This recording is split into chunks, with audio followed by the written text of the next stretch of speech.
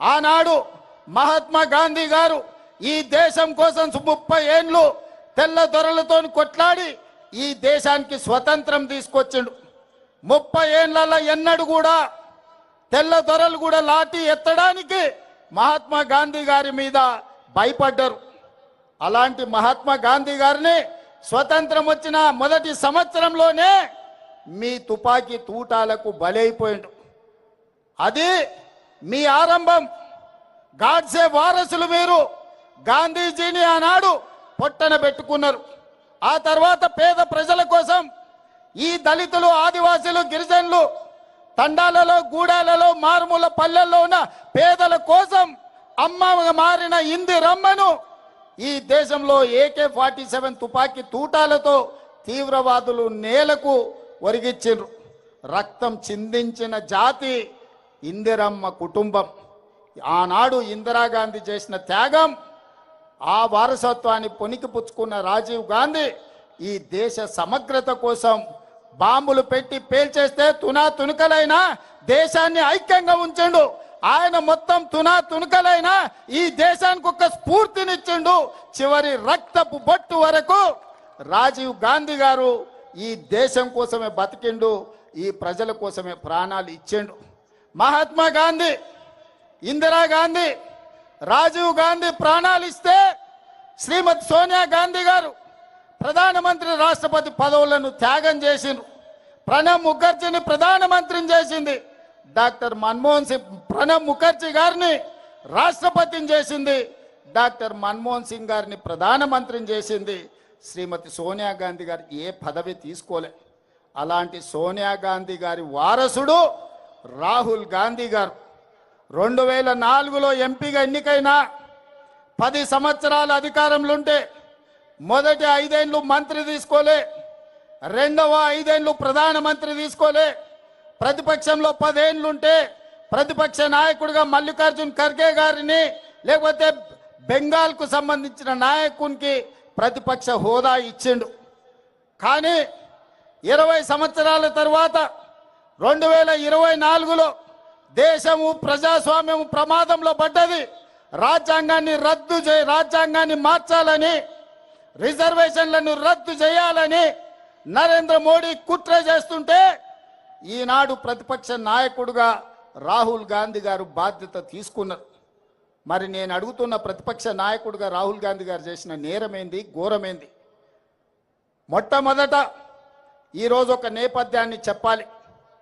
CBSE 10th inter పరీక్షా పత్రాలు గతంలో పేపర్లు దిద్దే విషయంలో జరిగిన అవకతవకలు, కుంభకోణాలకు 2019లో ఇక్కడ ఇంటర్మీడియట్ పరీక్షలు దిద్దిన గ్లోబరీనా సంస్థ, కేటీఆర్ బినామీ సంస్థ ఈడ ఇంటర్మీడియట్ 2019 పరీక్ష ఫలితాలలో అవకతవకలకు పాల్పడితే 27 మంది విద్యార్థులు ఆనాడు తెలంగాణలో ఆత్మహత్యలు చేసుకున్నారు. ఆ రోజు ప్రతిపక్ష నాయకుడిగా, పార్లమెంట్ సభ్యుడిగా ఆనాటి ప్రభుత్వం మీద కొట్లాడితే కోర్టులు ఆదేశాలు ఇచ్చినాయి గ్లోబరీనా సంస్థ మీద క్రిమినల్ కేసులు పెట్టి చర్యలు తీసుకోమని. కానీ కేటీఆర్ అయిన బినామీ సంస్థ, ఆయన చీకటి మిత్రులైన గ్లోబరీనా సంస్థ యజమానుల మీద క్రిమినల్ కేసులు పెట్టలేదు, అరెస్టులు చేసి జైలుకు పంపలేదు. వాళ్ళ మీద ఎలాంటి చర్యలు తీసుకోకపోను వాళ్ళు బ్రహ్మాండంగా పనిచేస్తుండ్రని వాళ్ళకి ఎక్స్పీరియన్స్ సర్టిఫికెట్ ఇచ్చిండు.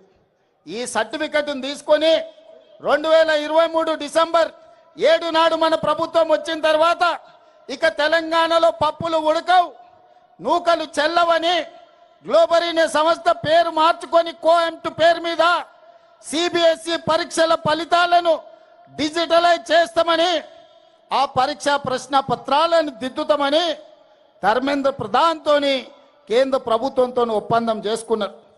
ఆ టెండర్లో కేవలం వాళ్ళకి సరిపోయే విధంగా, గ్లోబరీనా సంస్థకు సరిపోయే విధంగా నియమ నిబంధనలు పెట్టి CBSE పరీక్షలను దిద్దే కాంట్రాక్టు తీసుకొని అందులో అవకతవకలకు పాల్పడితే లక్షలాది మంది విద్యార్థుల భవిష్యత్తు గందరగోళమైతే పరీక్షా పత్రాలను దిద్దింది రద్దు చేసి CBSE మళ్ళీ పరీక్షా పత్రాలను మళ్ళీ దిద్దాల్సిన పరిస్థితి. దాంతో చాలా మంది విద్యార్థులు ఆత్మహత్యలు చేసుకున్నారు.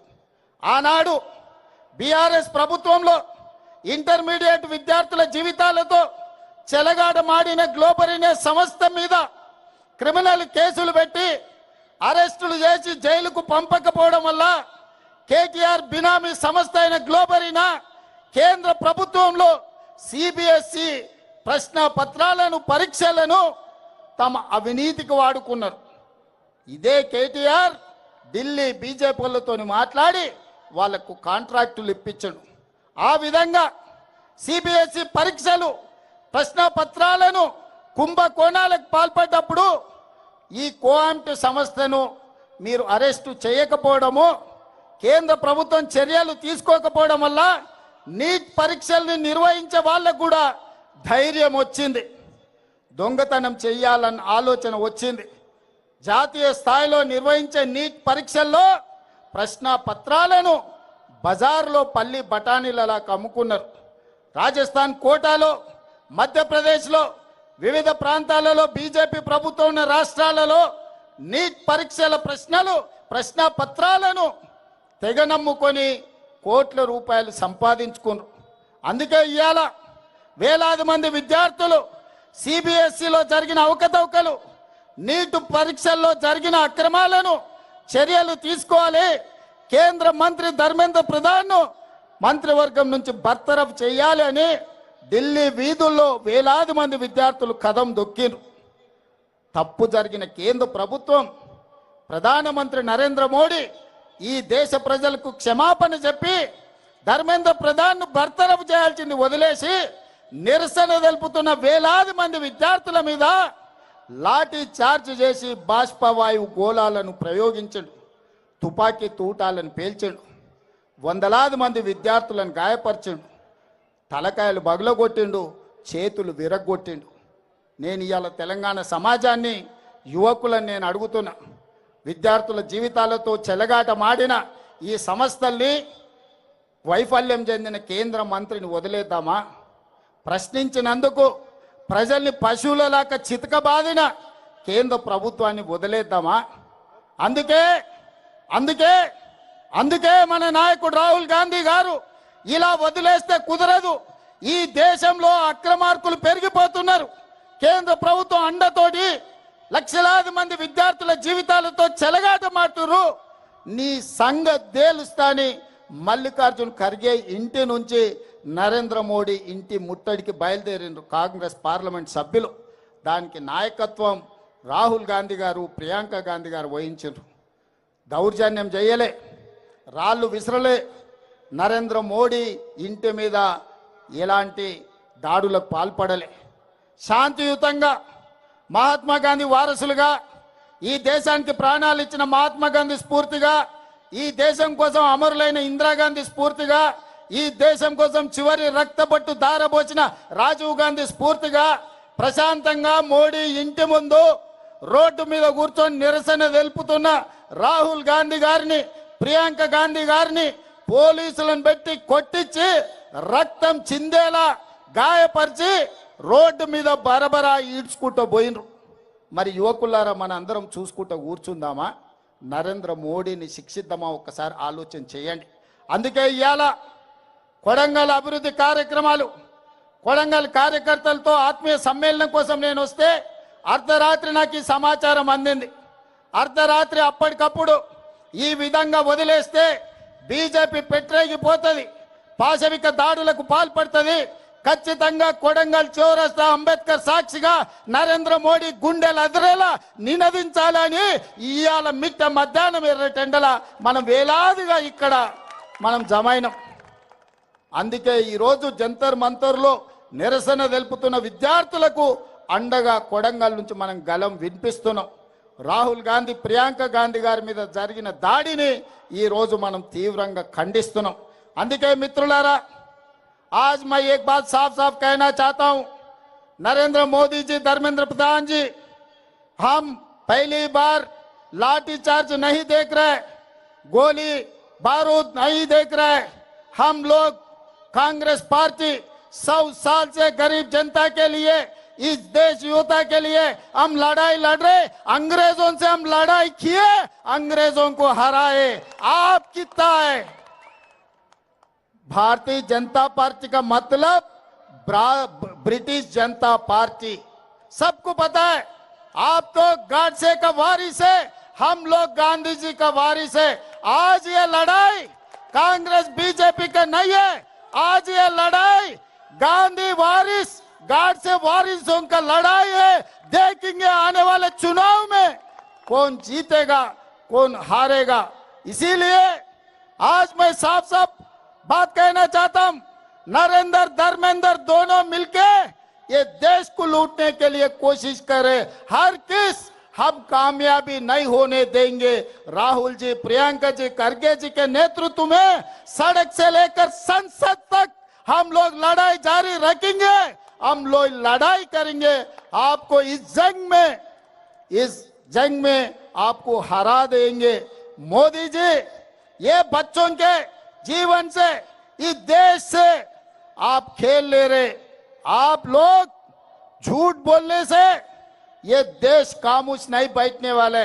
इसीलिए आज इस देश में सब जवान खड़ा होकर मोदी जी के खिलाफ लड़ने के लिए तैयार हो गए। हमारा मदद ये युवता को है, कांग्रेस पार्टी ये नौजवानों के साथ मोदी के खिलाफ लड़ने वाले हैं आने वाले दिनों में। इसीलिए मोदी जी, भारत प्रधानमंत्री जी, तुरंत धर्मेंद्र जी को बरतरफ कर दो आपके मंत्रिवर्ग से, नहीं है तो आप इस्तीफा देना पड़ता, क्योंकि आपके नेतृत्व में धर्मेंद्र प्रधान जी काम कर रहा है। आपके इशारे से वो इस्तीफा दे देंगे, नहीं है तो उनको बरतरफ कर दो, नहीं तो सड़क से लेकर संसद तक ये लड़ाई जारी रहेंगे। तेलंगाना से ये जंग शुरू हो जाएंगे। इसीलिए आज कोडंगल से अंबेडकर के सामने आज हम प्रतिज्ञा ले रहे, आपको आने वाले दिनों में कुर्सी से हटाएंगे, राहुल जी को प्रधानमंत्री कुर्सी में बिठाएंगे। आप लोग सब तैयार है? आप लोग तैयार है? तैयार है? तैयार है? तैयार है? जो तैयार है हाथ उठाओ। जय कांग्रेस, जय जय कांग्रेस, जय कांग्रेस। ధన్యవాదాలు మిత్రులారా। కాంగ్రెస్ పార్టీ మోదీ డౌన్, మోదీ మోదీ మోదీ మోదీ గట్టి చోర్। మూడు రంగుల జెండా బట్టి సింగమోలే కదిలినాడు ఒక్కరో కాంగ్రెస్ సూర్యుడు, మన రేవంత్ అన్న నిగ్గదీసి అడిగే మునగాడు। వీడు భూమిన వానైతాడు, బీద సాదల ధైర్యం వీడు, దొంగ దొరల భరతం పడతాడు, మన రేవంత్ అన్న పేద ఇంటికి పండుగ తెస్తాడు।